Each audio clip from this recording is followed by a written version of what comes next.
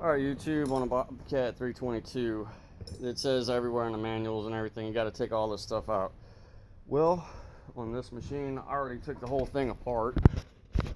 The top off the bottom, strung it up, and all the bolts had broken that held the top to the turntable. Anyway, I put it back together, put all the hoses back on, replaced the hoses that needed replacing, put the fluid in it, started it up, and $55 worth of fluid. So it says you gotta take it from underneath, which is a really hard, aggravating job. So what I did is I just took it loose from up top, put a jack underneath it.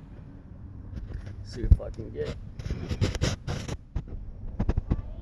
I'm making a video underneath the swivel joint, and I'm going to proceed to jack it out of the housing. And that's one of the seals, 2 seals, 3, 4, 5, 6, 7. That should have been the last one.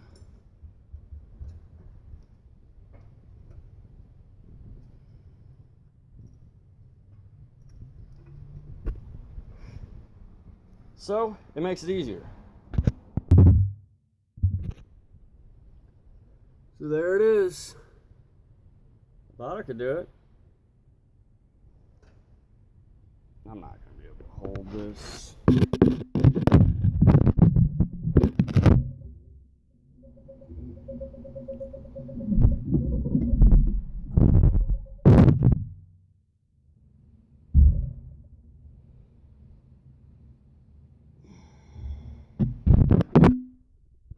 And so if you see that seal at the bottom, that's why I was leaking.